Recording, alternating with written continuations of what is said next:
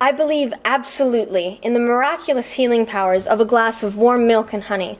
I suspect that the Mayans and the ancient Egyptians long ago discovered its ability to heal all melancholy without fail. One day after school leaps out to me in particular. I don't even recall what had happened to upset me, but I returned home like a deflated balloon.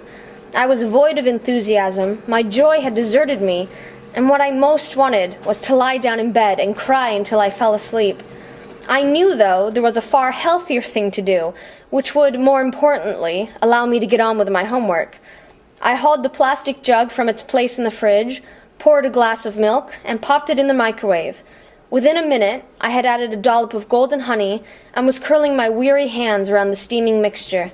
Sip by sip, as I soldiered through a mound of homework, the warmth spread from my fingertips to the base of my spine and returned the lost light to my heart. Of course, there is far more to this than just milk and honey.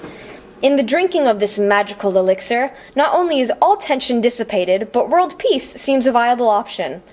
During a particularly frustrating essay or math problem, I'll often catch myself gritting my teeth and obsessively running my hands through my hair. I can tell myself, "Calm down, Savannah. Getting irritated won't make the answer appear out of thin air." But the hard part is making the girl listen. A slow moment taken to savor the sweet, warm liquid can bring one back to a safe harbor. Muscles recall the long-forgotten art of unwinding, and the pressure of the world is lifted from your shoulders. Life blurs by in such a state of perpetual stress these days. An important part of the relief process lies in admitting that there is a wrench in the clockwork somewhere. When you deny a problem, I found it has a funny habit of growing bigger overnight. You can't expect to wake up on time if you refuse to set your alarm the night before. There is another part to this drink's power that is harder to name. A subtle change of outlook takes place. With honey in your veins, it is much easier to nurture a positive viewpoint. A disgusting day is made sweet, and a tough essay can be milked for all it's worth.